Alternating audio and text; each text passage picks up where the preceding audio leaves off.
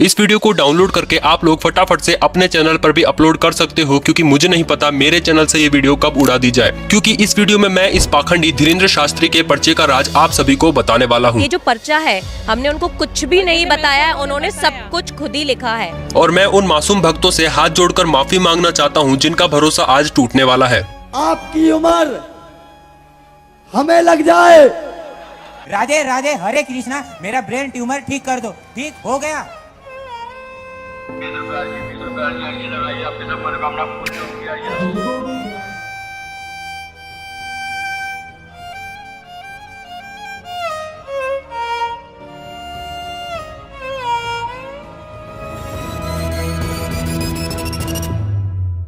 वो राज जो mind readers news channels आज तक पता नहीं लगा पाए, वो इस वीडियो में मैं आपको बताने वाला हूँ। इस वक्त मैं चाहती हूँ कि आप धीरेन्द्र शास्त्री को जी, सुने। जी सुनते और मुझे ये बताइए कि वो इस वक्त जो कर रहे हैं वो क्या है।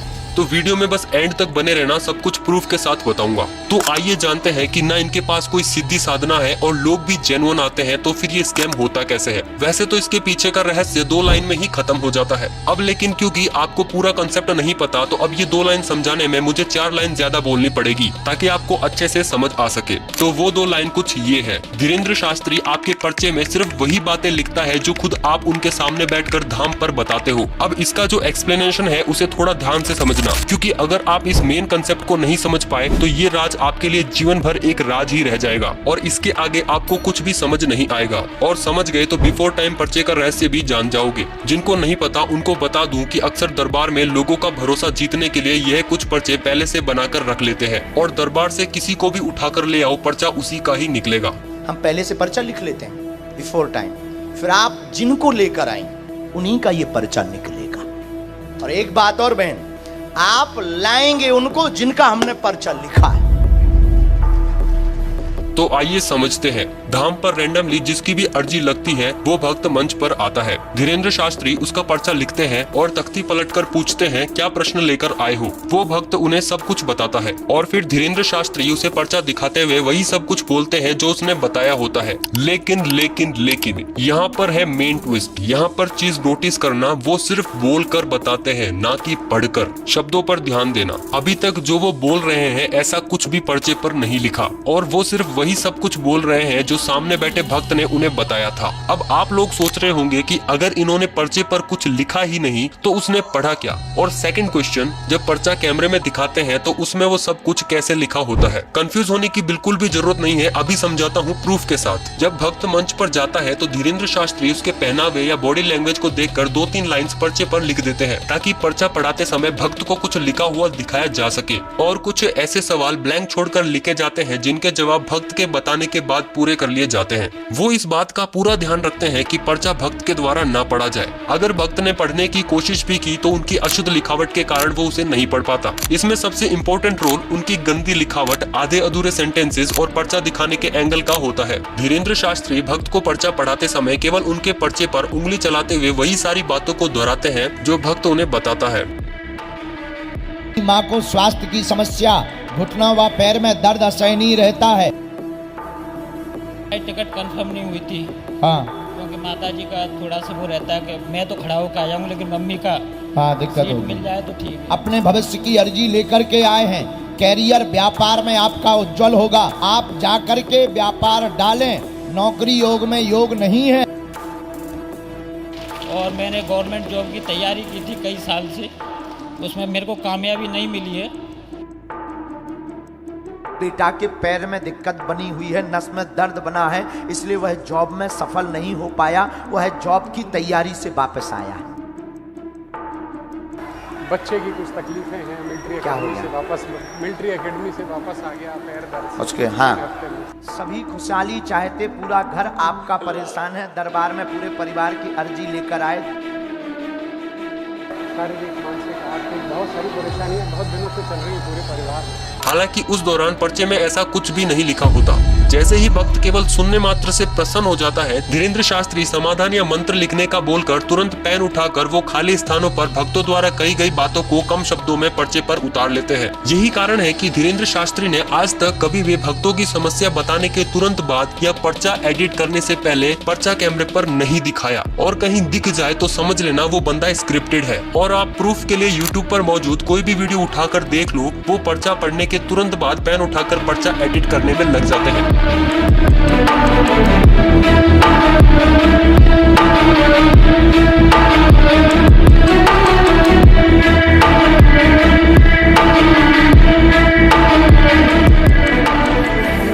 धीरेन्द्र शास्त्री उनके भक्तों को केवल वही जानकारी दे पाते हैं जो जानकारी उनके भक्त उनके सामने बैठकर बताता है। अगर भक्त के समस्याओं की एक लिस्ट बनाकर रख ली जाए और धीरेन्द्र शास्त्री के बने हुए पर्चे से मैच की जाए तो मैं दावे के साथ कह सकता हूं कि वो लिस्ट बिल्कुल भी मैच नहीं होगी। लेकिन शर्त ये है कि उस लिस्ट में लिखी हुई प्रॉब्लम्स का जिक्र धीरेन्द्र शास्त्री के सामने नहीं किया जाना चाहिए। धीरेन्द्र शास्त्री ने अपने कई दिव्य दरबार में पहले से पर्चा बनाकर लोगों और मीडिया को शौक में डाल दिया है, जिसे वो अक्सर बिफोर टाइम पर्चा भी कहते हैं। तो अगर आप पर्चा कैसे बनता है ये समझ पाए हो तो इसे समझना आपके लिए कोई बड़ी बात नहीं है। एक लाइन में बताऊं तो असल में धीरेन्द्र शास्त्री पर्चा तो भक्त की समस्या बताने के बाद ही लिखते हैं। तो उससे क्या फर्क पड़ता है कि पर्चा लिखने के बाद लोगों को बुलाया जाए या लोगों को बुलाने के बाद पर्चा खुलवाया जाए। तो अब मैं आपको प्रूफ के तौर पर कुछ ऐसी वीडियोस दिखाऊंगा जिसे देखने के बाद आपको सब कुछ क्लियर हो जाएगा। ये वीडियो काफी ज्यादा कंट्रोवर्शियल रही थी, जिसको सही साबित करने के लिए खुद बागेश्वर धाम सरकार ऑफिशियल ने ट्वीट किया था। ये लड़का भीड़ में बैठे अंधभक्तों से अलग और काफी ज्यादा बहादुर और बुद्धिमान है, लेकिन धीरेन्द्र शास्त्री सबके सामने इसे पागल साबित कर देते ब्रेन हैं। है तुम्हारा,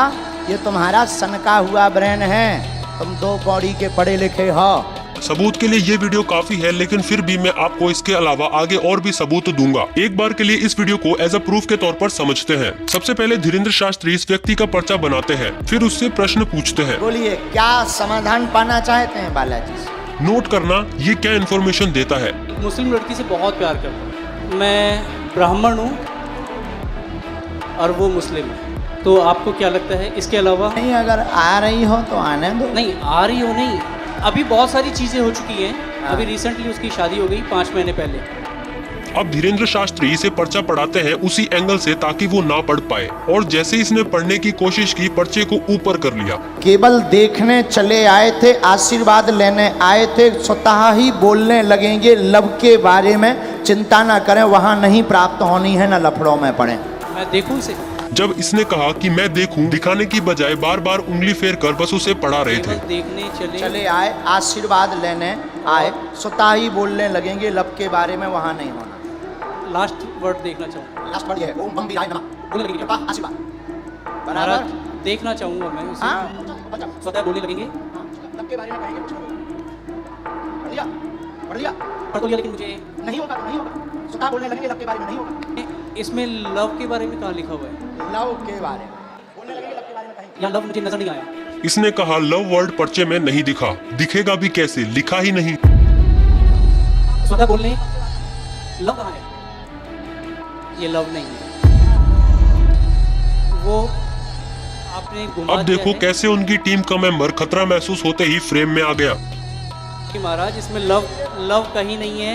मैं फिर कहता हूँ, मैं पढ़ लेता हूँ, मैं मास्टर्स डिग्री में हूँ। कोई भी पढ़ा लिखा आ जाए। लो भैया, पढ़ा लिखा पहले ही तैयार बैठा था। केवल देखने चले आए, आशीर्वाद लेने स्वतः बोलेंगे लव के बारे में कहेंगे। लव के बारे में कहेंगे। और आए, और आए। केवल देखने चले आए, आशीर्वाद लेंगे स्वतः बोलेंगे लव के बारे में। भीड़ में से लड़की को बुलाया गया लव वर्ड पढ़ने के लिए। इसने कहा मेरा पर्चा भी बना दो, और वो बैठ गई। भगाने के लिए बाबा के टीम मेंबर ने कहा दीदी आपने लेदर का बेल्ट पहन रखा है। क्या लगेगी बुलाए? भाई मुझे नहीं दिख रहा, आपने शर्ट के नीचे बेल्ट देख कैसे लिया? एक्सरे विजन लगा रखी है क्या आंखों में? और दूसरी चीज, पंडाल में भजन स्टील की ढोलक बजा के करते हो क्या? वो भी तो लेदर का ही है। कुंज बिहारी के चरण,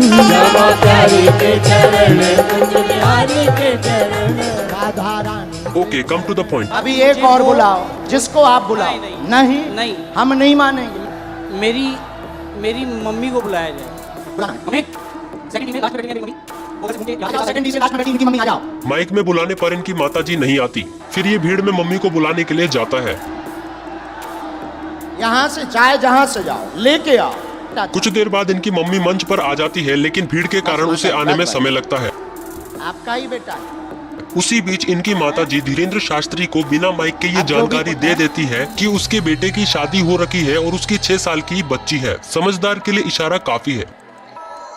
ये सब जानने के बाद धीरेन्द्र शास्त्री को बचने का मौका मिल जाता है और वो तुरंत जनता को कहते हैं, सब लोग बैठ जाओ, अब और मजा आएगा। आपने एक सनातन धर्म के नाम पर धमकियां देने की दुकान खोली। ये साधु की भाषा तो नहीं हो सकती। तो बाजी पर माताजी आपकी है। बिल्कुल मेरी माता जी। अब इनको पढ़वा दें। क्या लिखा?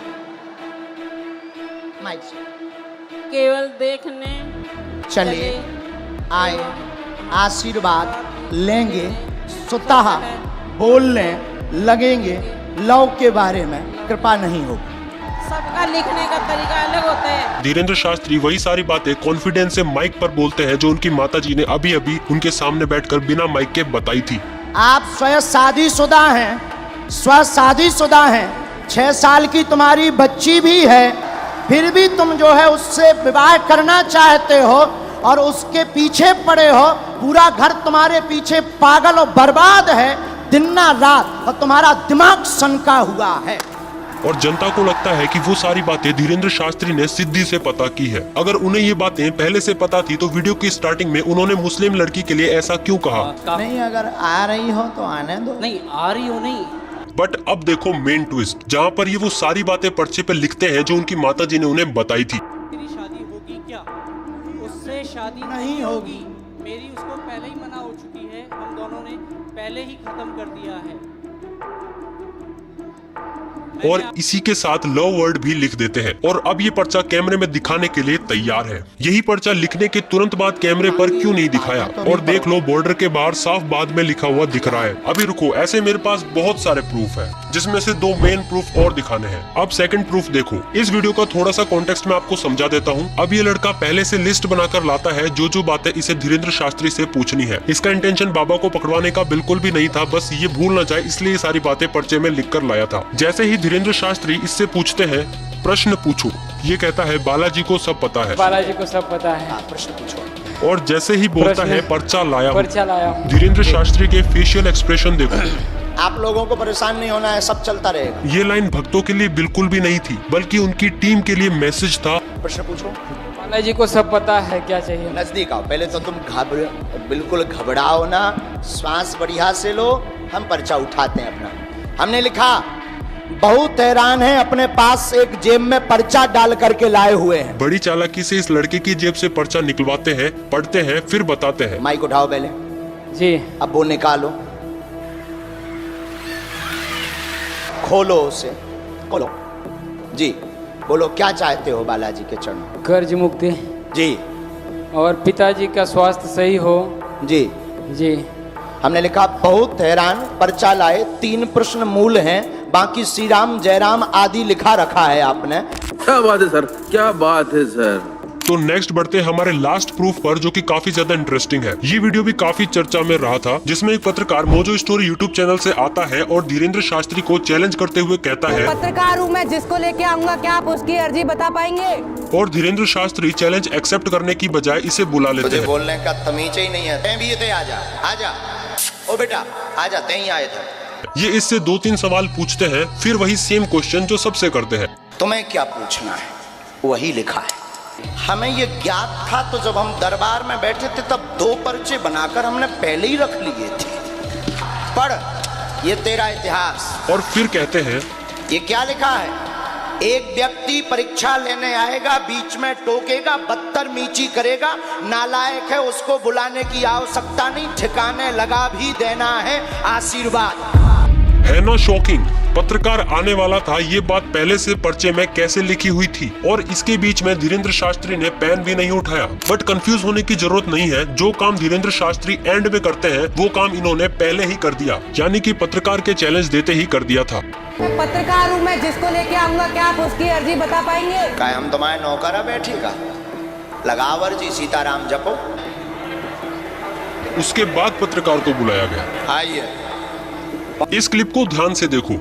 कौन सी न्यूज है तुम्हारी? Mojo story Delhi. Mojo story Delhi. कौन सी? हाँ जी, कौन सी न्यूज? Mojo story Delhi. हमने आज तक सुनी ही नहीं है। और टीम मौजोस से आएगा। इससे ये साफ साबित होता है कि धीरेन्द्र शास्त्री भक्तों की बताई हुई बातों को ही दोहराते हैं। यहाँ पर चैनल का नाम मोजो स्टोरी है और धीरेन्द्र शास्त्री ने 3 बार पूछा, लेकिन उसके बाद भी उन्हें समझ नहीं आया, इसलिए मोजो इसको ही बोल दिया। लेकिन अभी तक चैनल का नाम पर्चे पर नहीं लिखा हुआ। एक सजेशन देने के नाम पर फटाफट चैनल का नाम लिख दिया। क्योंकि ऐसे भी लोग आते तुम्हारे लिए एक सजेशन भी दें।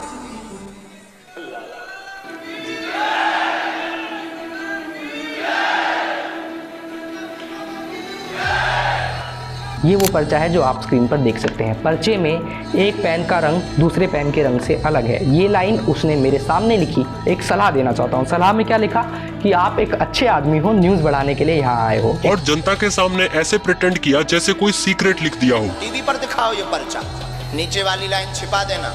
आप ही छिपा दो नीचे वाली लाइन, उन्हीं को दो, वही छिपा देंगे। नीचे वाली लाइन छिपा दो। तो वीडियो ज्यादा लंबी ना हो, इसलिए फर्स्ट पार्ट को यहीं पर खत्म करते हैं और सेकंड पार्ट में हम ये जानेंगे कि लाखों लोगों की भीड़ में से ये लोगों का नाम लेकर कैसे बुला लेते हैं। ये काफी इंटरेस्टिंग वीडियो होने वाला है, क्योंकि इसमें धीरेन्द्र शास्त्री ने वाकई में टेक्नोलॉजी का गजब इस्तेमाल किया है। तो चैनल कहीं गुम न जाए, इसलिए चैनल को सब्सक्राइब कर देना। तो मिलते हैं नेक्स्ट वीडियो में। जब तक के लिए अपना ध्यान रखना और ऐसे पाखंडियों से बच कर रहना। वो लोग इतने लोगों को बेवकूफ बनाकर अपना बिजनेस कैसे चला रहे थे?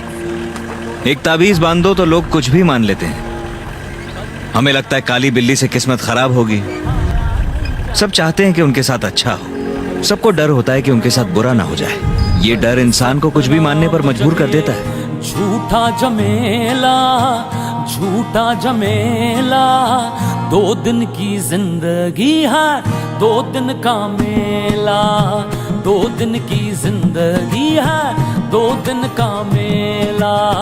क्या लेके आया जगत में, क्या लेके आया जगत में, क्या लेके जाएगा, क्या लेके जाएगा। 2 दिन की जिंदगी है, 2 दिन का